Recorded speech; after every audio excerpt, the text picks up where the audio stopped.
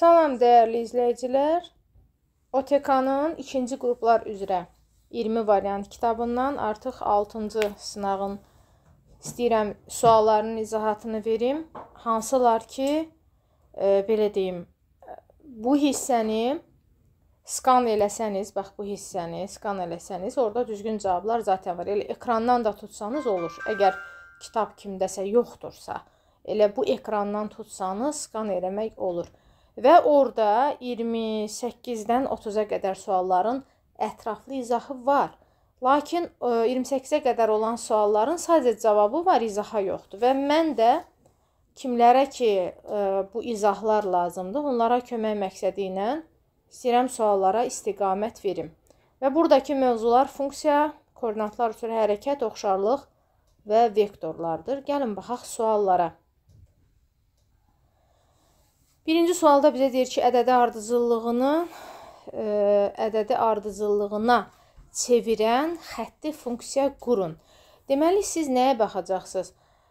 Məsələn, birincidən buna bir x-in qiymətləri kimi baxacaqsınız. Məsələn, x bərabərdir -4, x bərabərdir 2, görürsünüz bunlar.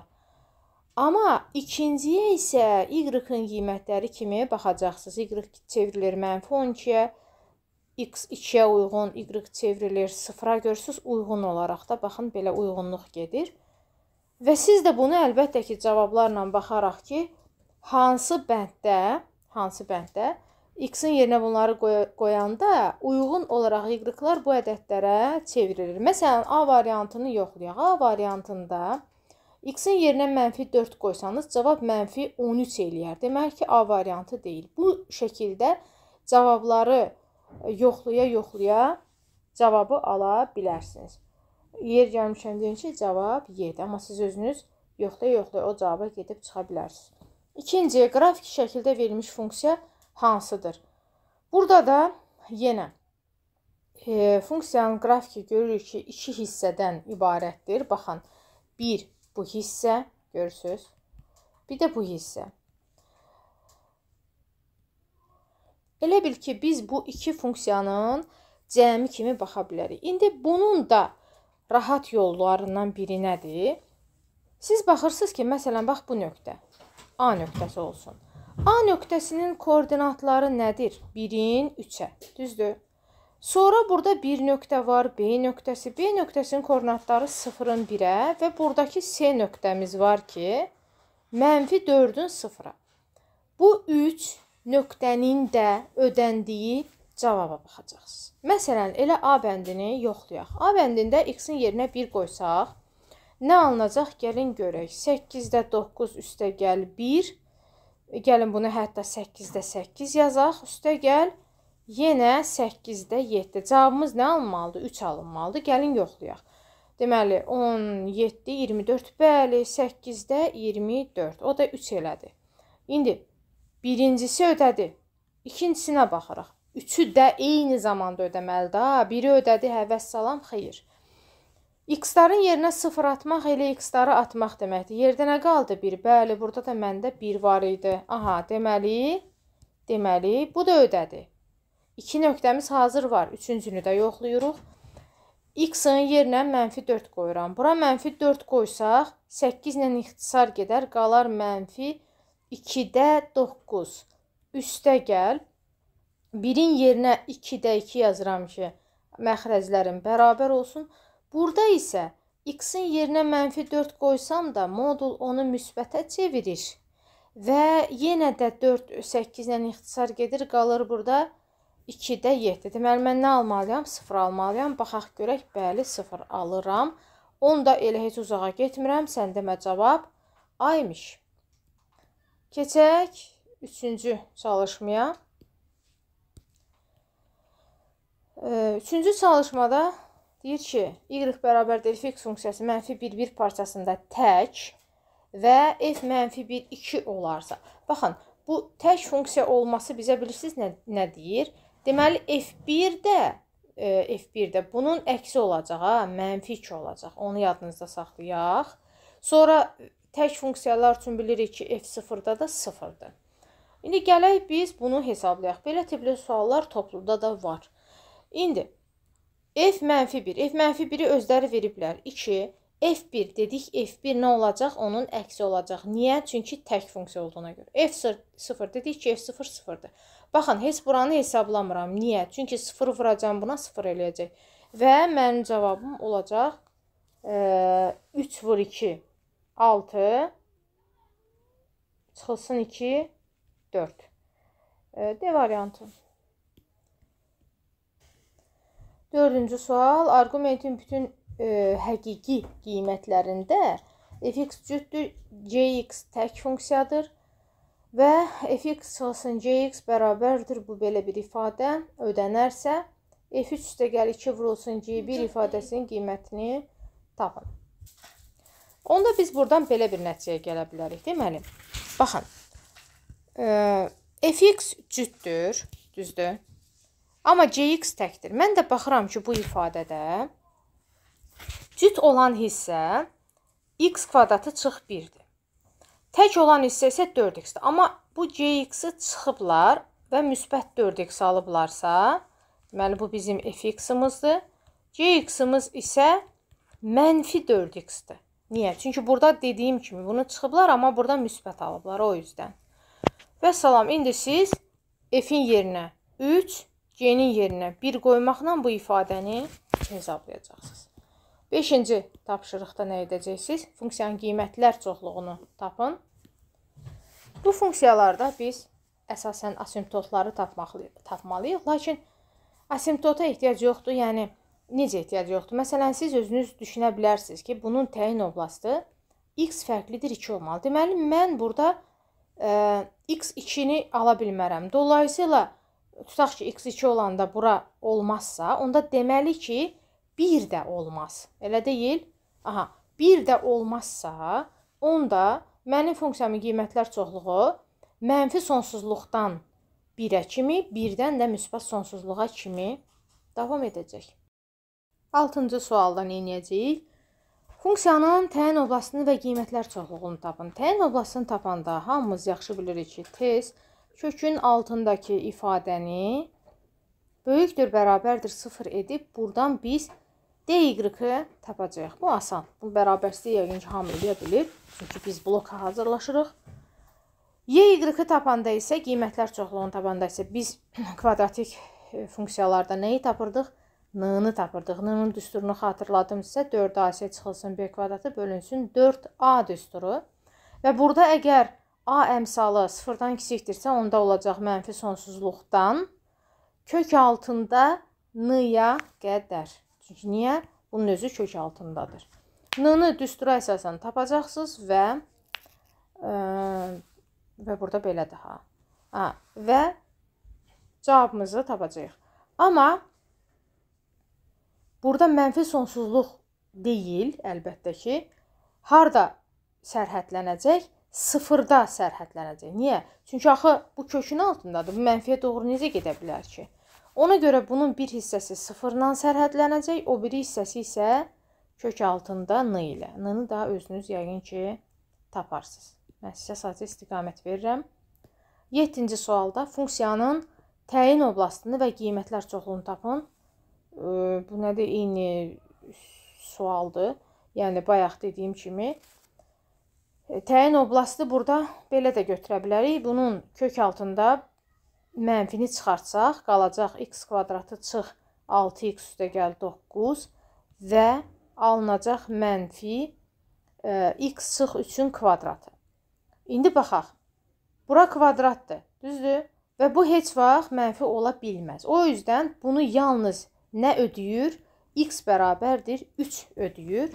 O da x bərabərdir 3 olan qiymətlərə baxacağıq.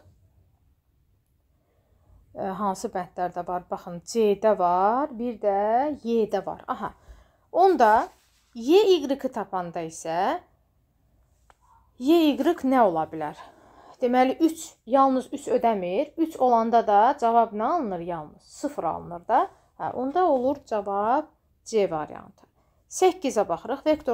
Vektorunun uzunluğunu tapın. Əvvəla biz A üstə gəl B vektorunu hesablasaq, çox sadə bir üsulla x-i x ilə toplayacağıq. Deməli, olacaq 0, y-i y-lə toplayacaq, olacaq -8, z-i də z-lə toplayacaq, eləcək 6 və bunun uzunluğunu tapanda kök altında uyğun komponentlərin cəmini tapacaq, o da eləyəcək 100, cavab C. Şifahi məsələdir, hətta heç bloka yaraşmayan məsələdir.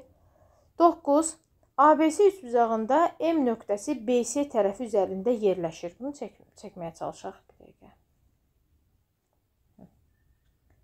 Deməli, ABC üçbucağında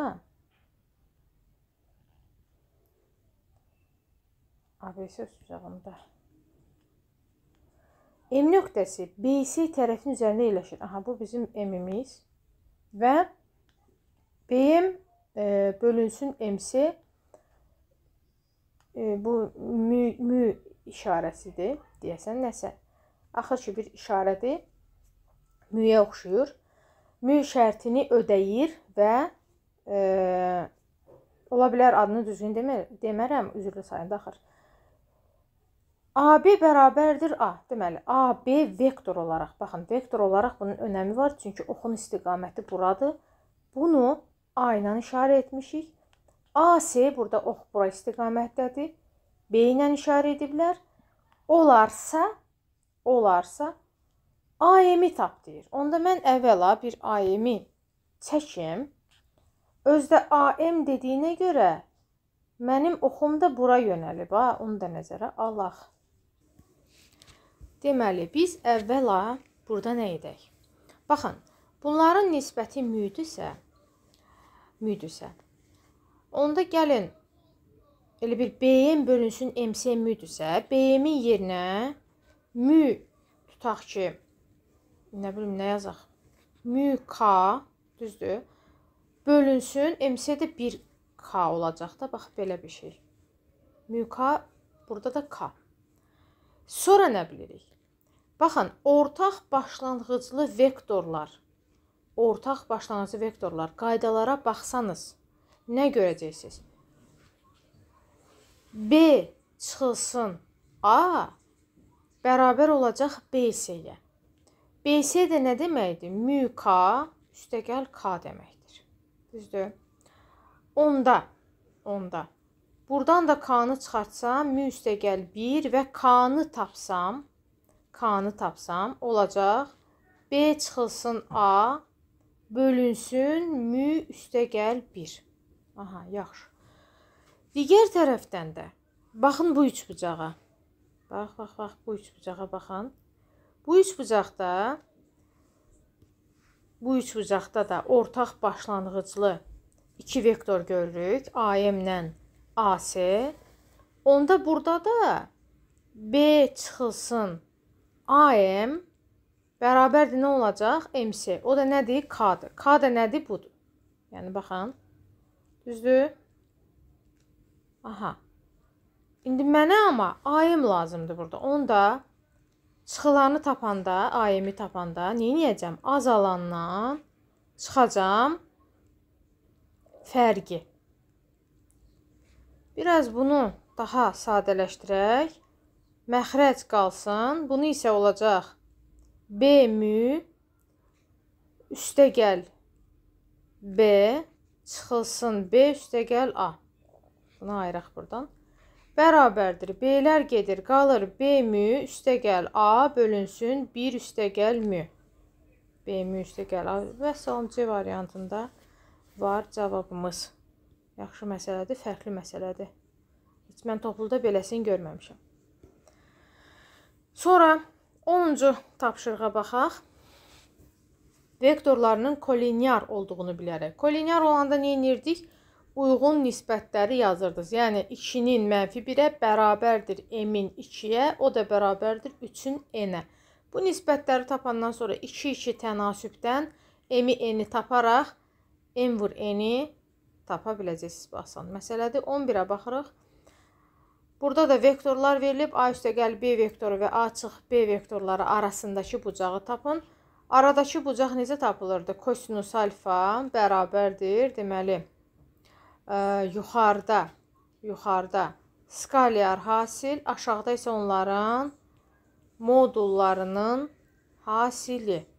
onda siz bu A yerinə A üstəgəl B kimi, B yerinə A çıx B kimi vektorlar hesablayıb, modul A yerinə də A üstəgəl B, modul B yerinə də A çıx B hesablayacaqsınız. Məsələn, gəlin biraz sizə istiqamət verim. Demək ki, siz birinci növbədə A üstəgəl B-ni tapacaqsınız. Bax, A üstəgəl B nəyə bərabərdir? Bunları toplayacaqsınız da, uyğun koordinatları olacaq 3, 0 və -6.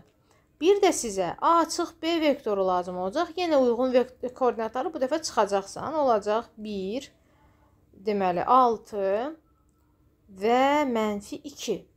İndi kosinus alfanı tapanda, sonra alfanı tapacaqsınız. Kosinus alfanı tapanda bunların skalar hasili sürətdə, skalar hasilini tapanda uyğun koordinatların hasillərinin cəmidir. 3-ü 1-ə vurduq 3, 0-ı 6-ya vurduq 0 və -6-nı -2-yə vurduq 12. Məxrəcdə isə bunların modulları. Deməli, A üstəgəl B-nin modulunu tapanda 9 üstəgəl 36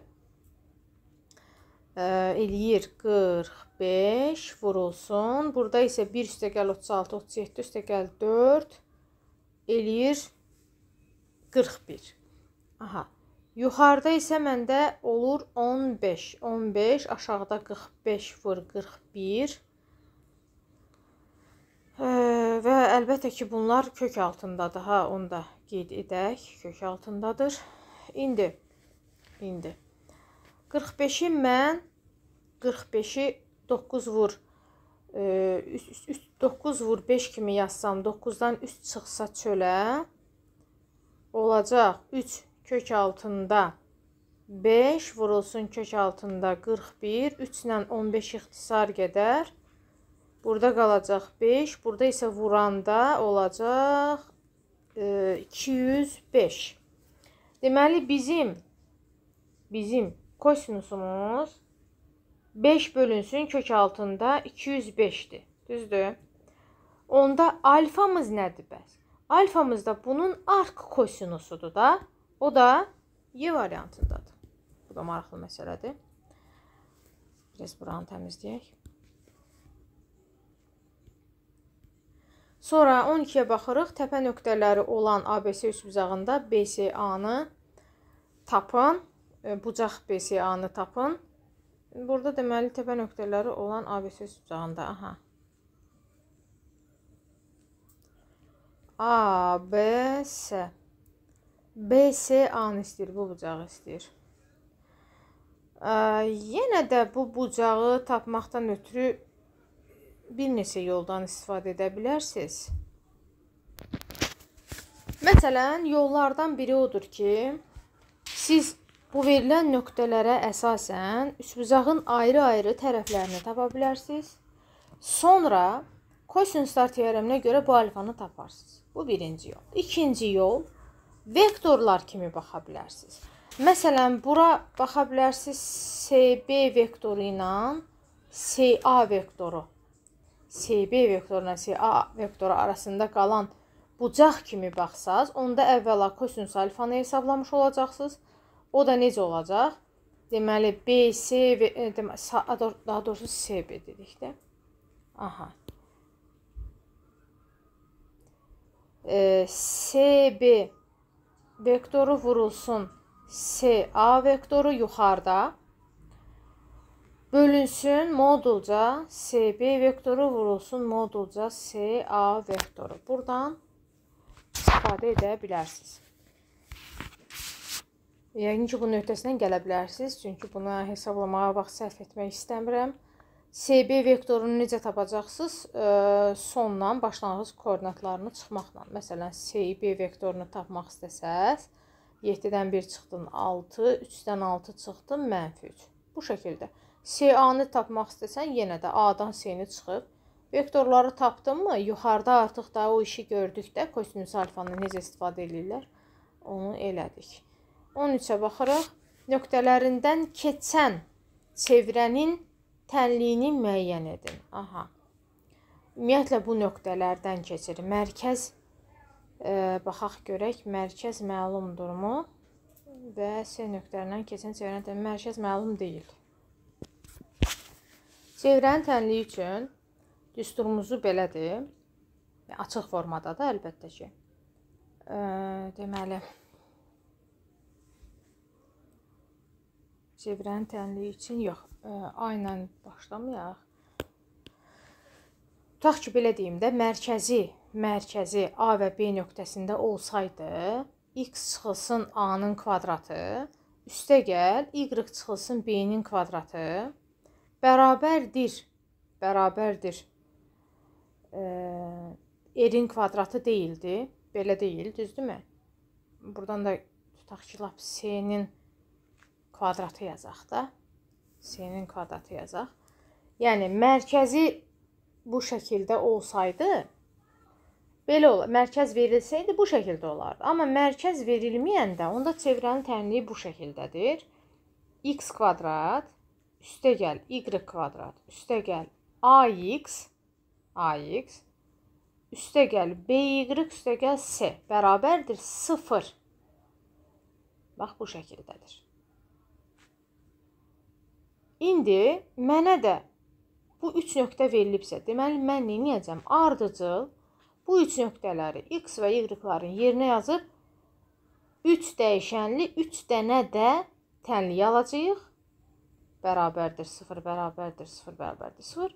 Və bu 3 dəyişənli 3 tənliyi tənlilər sistemi ilə həll edərək oradan əlbəttə ki, nəyi tapacaqsınız? A-nı, B-ni, C-ni tapacaqsınız və gətirib burada yerinə yazandan sonra onu bu vəziyyətə salmaq daha rahat olacaq. Necə salacaqsınız? 2 hədlinin kvadratını ayırmaqla. Bu şəkildə. Keçək 14-ə. M ABC nöqtəsinə OZ oxuna nəzərən simmetrik nöqtə, baxın, OZ oxuna nəzərən simmetrik nöqtə deyirsə, deməli, burada Z-i saxlayıblar, bu ikisinin əksinə dəyişiblər. Nöqtə budur. Onda belə çıxır ki, bizim A-mız 3-dür, B-miz -2-dir, C-miz isə olduğu kimi qaldığı kimi M-dir.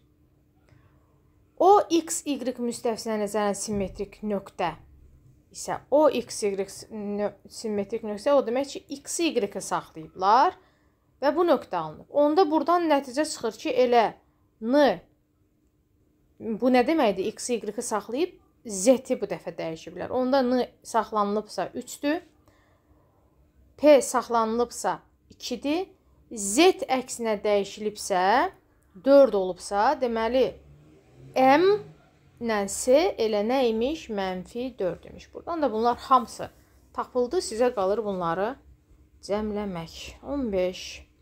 Nöqtəsi AB parçasını yarıya bölür. Yarıya bölürsə, deməli bu nədir? Orta nöqtədir. Orta nöqtə nə deməkdir? Uyğun x-ların cəmi bunun x-nə bərabərdir. Burada bu x B-2-də, onu unutmayın. Uyğun y-ların cəmi də bunun cəminin yarısı daha doğrusu bunun y-ına bərabərdir. Oradan rahatlıqla A-nı, B-ni tapacaqsınız. 16-ya baxırıq. O mərkəzli homotetiyada ABC üçbucağına keçir. BC 4-dür. BC 4-dür. Bax bura. Qəni yazaq üstünə. Bura 4-dür. B1, C1 12-dir. Və ABC-nin sahəsi 9-dur. Olarsa A1, B1, C1-in sahəsini tap. Burada çox sadə bir, belə deyim, nisbət yazacağıq. Sahələrin nisbəti bilirik ki, tərəflərin kvadratlarının nisbətinə bərabərdir. Yəni 9, bura S olsa, 9 bölü S bərabərdir. 4-ün kvadratı bölünsün 12-nin kvadratına. Burada neysə tapırsınız. 17-yə baxaq. A və B nöqtələri düz xəttinə nəzərən simmetrikdir. Və A 6, 3 olarsa B-nin koordinatlarını tapın.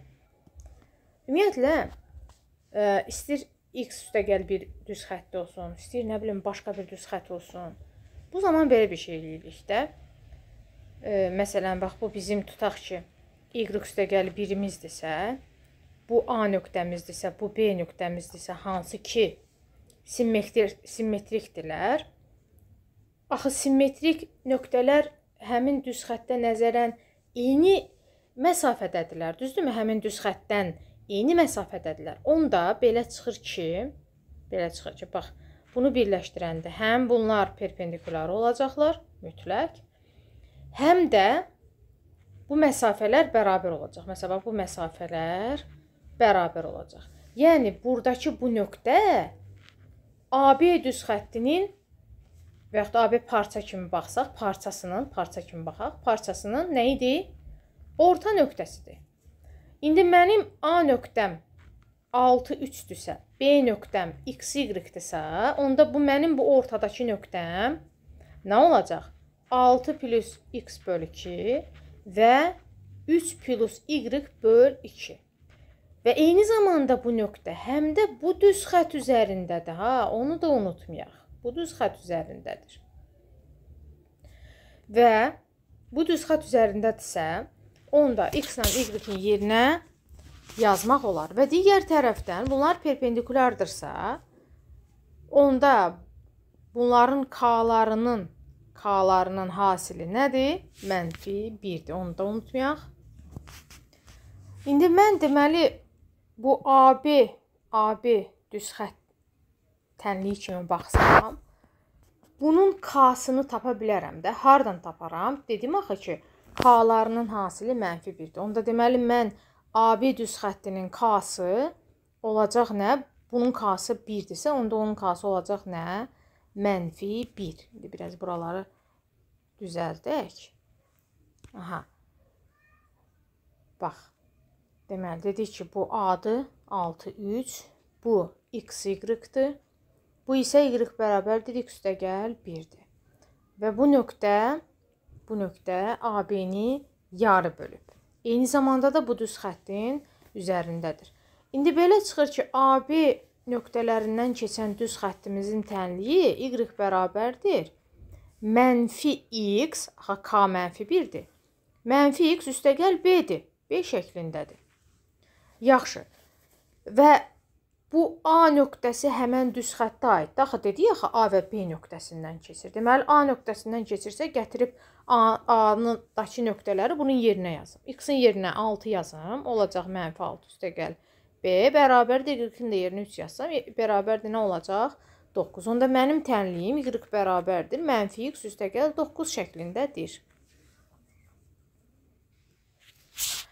İndi deməli, mən bu ortadakı nöqtəni tapa bilərəm də, M nöqtəsi olsun. Bu ortadakı nöqtə, əslində bu iki düz xəttin sizcə kəsişmə nöqtəsi deyilmi? Çünki həm bu düz xəttin üstündə var, həm bu düz xəttin üstündə var. İki funksiyanın kəsişmə nöqtəsi necə tapılırdı bəs? İki funksiyanın kəsişmə nöqtəsi necə tapılırdı? Onları bərabər edirdik. Deməli, -X üstəgəl 9 bərabərdir. X üstəgəl 1. 2X bərabərdir -8. X bərabərdir nə oldu? -4. Baxaq, hesablama səhvi etmədimmi? Yox. İndi X -4-dürsə, onda bunun Y-i nədir? Gətirib yerinə qoyaram da. Olacaq, deməli, Y-imiz olacaq -3-də. Elə deyil. Yoxsa düz almadım. Bir dəqiqə baxım. Yox, burada -2x, ona görə, müsbət 4 olur. Müsbət 4 olur. Aha, onda eləyir 5. Bəli, indi düzdür. Deməli, ortanın koordinatları 4-ün 5-ədir.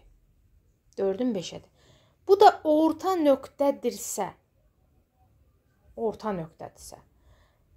X və XY nöqtəsi ilə 6-3 nöqtələrinin parçalarının orta nöqtəsi nə deməkdir? Demək ki, X plus 6 bölü 2 4-dür. Y plus 3 bölü 2 də nədir? 5-dir. Və son buradan X, Y tapacaqsınız. İş bitəcək. 18. ABCD paralleqramının ABD təpələri verilib. C təpəsinin koordinatlarını tapın. Bunun da müxtəlif həll üsulları olur. Topluda var belə bir məsələlər. A, B, və D verilib. Aha. Və C-nizdir. Buradan necə tapıb? Məsələn, yollardan biri budur. Əvvəla, iki diaqonalın kəsişmə nöqtəsi bilirik ki, diaqonalların orta nöqtəsidir. Onda B və D-yə görə bu orta nöqtəni taparıq. Sonra A və C-yə görə orta nöqtə verilibsə, baxın, bir uz nöqtə verilib, bir orta nöqtə verilib, o bir uz nöqtəni taparsınız. Bax, bu yoldan istifadə edə bilərsiniz. 19-a baxırıq. Təpə nöqtələr olan ABC üçbucağında medianların kəsişmə nöqtəsi. Burada da nə edəcəyik? A, bundan da şeydə var, topluda var. A, B, C üçbucağında medianların kəsişmə nöqtəsi. Medianların kəsişmə nöqtəsi. Aha, bura. Biz bilirik ki, bu median, deməli, medianlar kəsişmə koordinatını, aha. Biz bilirik ki, məsələn, bu median gəldi, buranı yarı böldü. Deməli, bu nöqtə, məsələn, PM nöqtəsi, M nöqtəsi A ilə C-nin parçasının orta nöqtəsidir. M-i tapa bilərsən A və C-yə görə orta nöqtəni. Ondan sonra nə edə bilərsən? Deməli, BM parçasına görə də bura 2K, bura isə K kimi götürə bilir. Və yaxud da, məsələn, BC parçası CM parçasının 2 qatıdır. Bu düsturdan istifadə edə bilərik. C nöqtəsinə tutaq ki, XY desək, BC parçası, BC parça olaraq tapsaz, bərabərdir. C-mi də parça olaraq tapsaz və bu düsturu istifadə edərək yaza bilərsiniz. Və ya medianların kəsişmə nöqtəsinin xüsusi bir düsturu var ki, düzdür, çox istifadə olunmur. Xüsusi bir düsturu var ki, bu nöqtələri sadəcə, yəni x-larını toplayıb 3-ə bölürsünüz, y-larını da ayrıca toplayıb 3-ə bölürsünüz. İndi amma onun isbatını vermirəm deyən istəmirəm deyim. Çünki o düstur, dediyim kimi verirsənsə, əlavə bir düstur, yəni kitablarda olmayan düstur verirsənsə, ən azından onun isbatını verməlisən. Sadəcə vurğulayıram ki, bəli, elə düstur var, istifadə olunur praktik olaraq.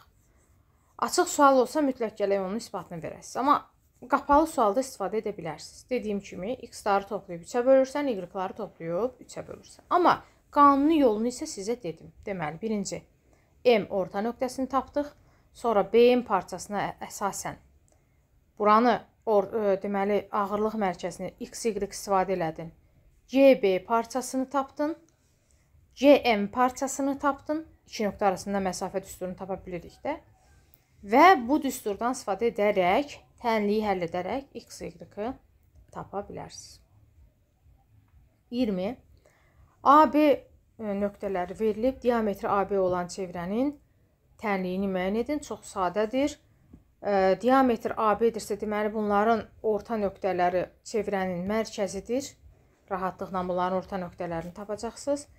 Digər tərəfdən AB məsafəsinin yarısı da sizin radiusunuz olacaq. Tapmaqla bunu rahatlıqla həll edə biləcəksiniz. 21. Təpə nöqtələri olan ABC üçbucağında BC tərəfinə bitişik bucaqların cəmini tapın.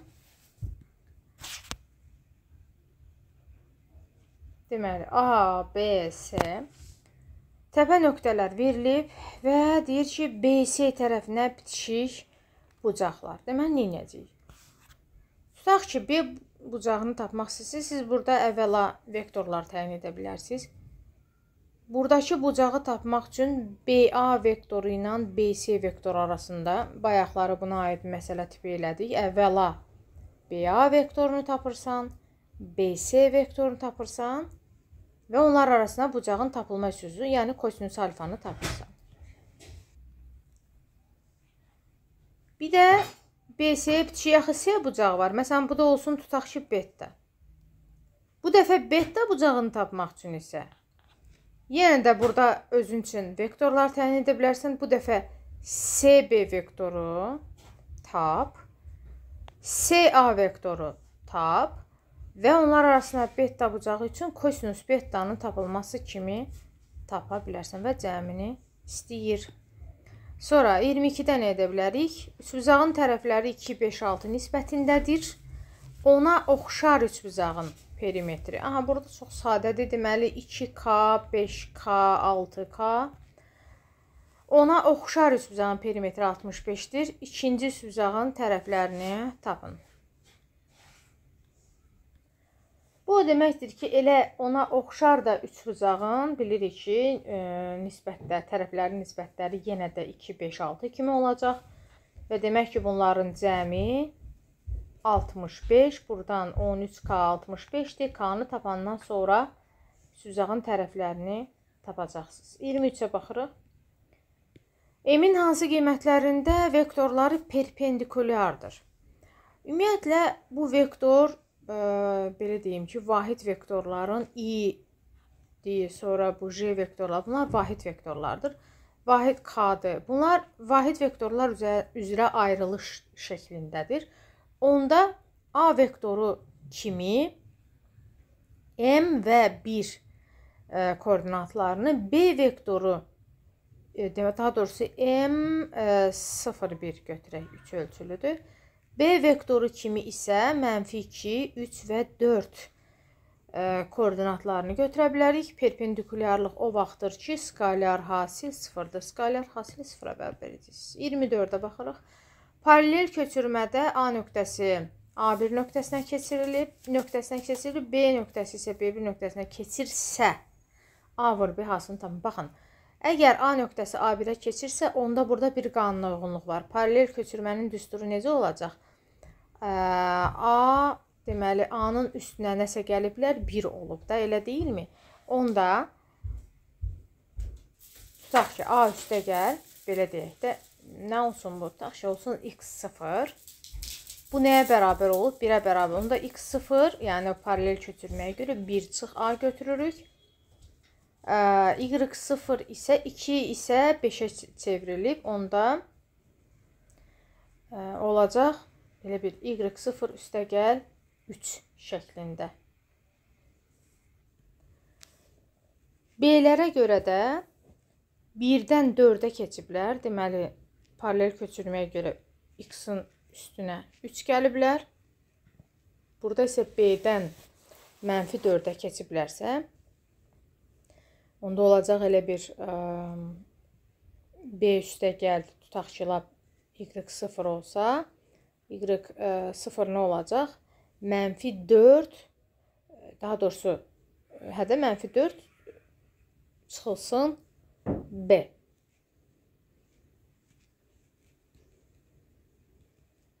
Belə. Bizə də deyir ki, A vur B hasilini tapın. İndi biz burada baxaq. Deməli, burada x-lara görə 1-dən 4-ə keçid ediblər, yəni üstünə 3 gəliblər. Onda A-nın üstünə 3 gələndə 1 alıblarsa, A neçədir? A -2-dir. Burada isə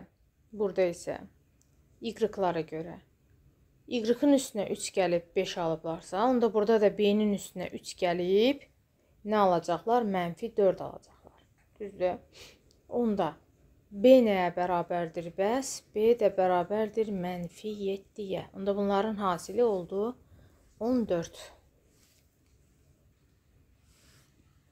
Keçək 25-ə. Təpə nöqtələri olan absis xaricinə çəkilmiş çevrənin mərkəzinin koordinatlarını tapın.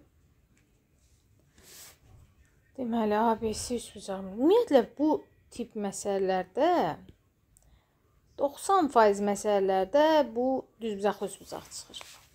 Deməli, necəsiniz? A nöqtəsi, B nöqtəsi, C nöqtəsi var. AB məsafəsini, BC məsafəsini, AC məsafəsini tapsanız, görəcəksiniz ki, Pifaqor ədədləridir. Və Pifaqor ədədləridirsə, lap əla düzbucaqlı üçbucaqdır. Onda xaricə çəkilmiş çevrənin mərkəzi düşür hara? Hipotenuzun ortasına. Düzdür? Və A ilə C tutaq ki, AC hipotenuz olubsa, indi bilmirəm amma, yəni bunu istiqamət verirəmsə ki, necə yazmaq lazımdır? AB, BC, AC məsafələrini tapdın, asan bir şeydir, düzdür? Sonra yoxladın, gördün Pifaqor ədədlərini əla, düzbucaqlı üçbucaqdır. Düzbucaqlı üçbucaqdırsa böyük tərəf deməli hipotenuzdur. Tutaq ki, AC epitonuzdursa, onda onun orta nöqtəsini necə taparsan? A var, C var, orta nöqtəsi kimi tapacaqsan. Belə. 26-ya baxırıq. Təpə bucaqları konqurent olan, iki bərabər yanlı üçbucaqdan, deməli, bərabər yanlı təpə bucaqları konqurent olan iki bərabər yanlı üçbucağımız var. Aha. Onda bunlar elə oxşardılar. Birinin yan tərəfi 14, oturacağı 6, digərinin yan tərəfi 21 olarsa oturacağını tapın, sadə bir nisbətlə tapacaqsınız da. Buna vaxt itirməyək. 27-də funksiyası üçün uyğunluğu müəyyən edin. Təyin oblasti, qiymətlər çoxluğu və sıfırları. Bu da asan, hamının öhdəsindən gələn sualdır. 28, 29, 33-ün isə dediyim kimi, baxın, buranı telefonunuzla, bax, ekranı böyük tuturam. Telefonunuzla bunu skan etməklə, yəni hər yəqin ki, tələbənin evində o cür telefon var və hər tələbə, hər şagird bunu istifadə etməyə bacarır. Mən inanmıram ki, hansısa bir şagird olsun ki, desin ki, mən skan eləməyi bacarmıram. O absurd bir şeydir. Skan etməklə düzgün cavabları götürərək 28, 29, 30-cu misalların cavabına OTK-nın özünün tərəfindən izahlarına baxa bilərsən. Yəni onu bir də mən durum oradan izah edeyim. Mənasız bir şeydir. Zaten OTK özü sənə onu izah edib də. Oradan izaha baxa bilərsiniz. Digər videolar üçün izləmədə qalın. Sağ olun.